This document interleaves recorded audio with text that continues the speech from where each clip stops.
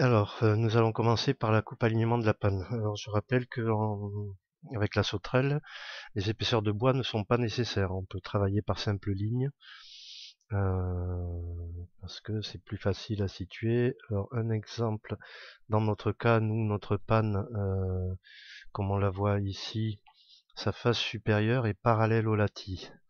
Donc, pour trouver la coupe alignement, qui je rappelle est la coupe ici dessus, et dessous là évidemment, contre l'arrêtier, eh bien, on va tout simplement faire la herse du versant concerné.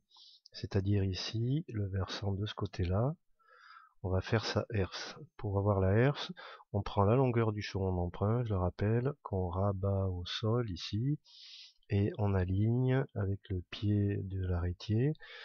Et ici, on peut voir donc notre arrêtier en herse, et par conséquent, ben, notre coupe de panne se trouve ici, c'est l'angle formé par la sablière en plan et l'arrêtier en herse. Et accessoirement, on verra tout à l'heure, c'est que la coupe alignement de l'empanon se trouve de l'autre côté. Alors l'explication de ça, voilà ici, en violet, on voit la herse du toit, telle qu'elle est dans la réalité. Ici le choron d'emprunt, ici l'arrêtier. Donc ici on a rabattu sur les purs. En fait, c'est l'explication de ça, c'est qu'on rabat ici au sol, c'est-à-dire qu'on couche tout le versant ici au sol, et ça nous donne ce triangle qui est défini ici par l'axe du choron d'emprunt, l'arrêtier en herse et la sablière. Et comme on peut voir ici, eh bien la sauterelle ici est pareil, a suivi, a été rabattue. Donc en violet ici c'est sur le versant dans sa position réelle, et en jaune c'est sur les purs rabattus. On peut voir donc sur la herse ici, voilà notre panne vue de dessus. On voit que notre coupe ici d'arrêtier est parallèle. Donc en fait j'ai procédé par simple ligne sans m'occuper des épaisseurs. Mais on peut aussi faire cette variante là, c'est-à-dire qu'on va prendre le latis de la panne, la face de la panne pardon, à croiser le latis du chevron. Donc on pique le chevron, le compas ici, on rabat au sol, et on vient ensuite croiser ce trait-là avec notre emplacement de latis de panne. On le voit ici. Voilà, notre latis de panne qui est ici, qu'on remonte à croiser la face de l'arrêtier et qu'on vient aligner avec le trait précédemment mis, c'est-à-dire le rabattement de la panne au sol. On croise et on aligne ici, on a l'arrêtier. Donc là j'ai fait volontairement les deux versions pour que vous puissiez voir que notre trait ici en plan est bien parallèle.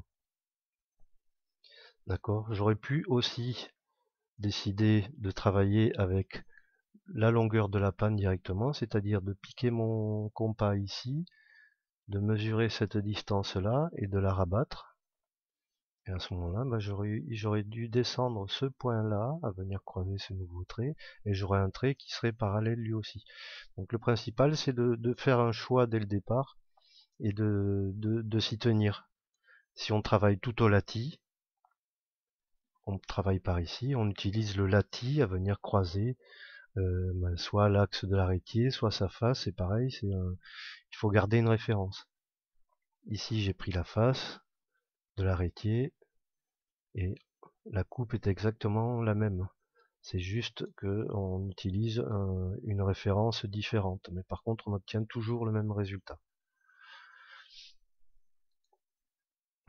Voilà donc notre panne en herse qu'on peut voir ici, et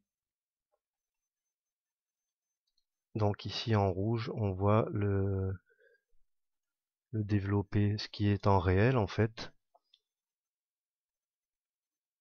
ici qui est rabattu, puisqu'on voit là ce trait, le coup de compas ici que j'ai fait ici en 3D, pardon, hop, qui vient au latis, à venir au latis ici, et on obtient toujours la même coupe. Là, on peut voir la sauterelle rouge et la sauterelle violette en bas sont les mêmes, et les jaunes également, puisque ici on est en vraie grandeur en place, et ici on est sur la R, c'est-à-dire une vraie grandeur rabattue au sol. Voilà une petite vue de dessus qui rappelle un peu ça, et vous voyez que les angles des sauterelles sont les mêmes pour la rouge et la violette ici, et la jaune, les deux jaunes ici. Voilà, à tout de suite pour la suite avec la coupe à plomb.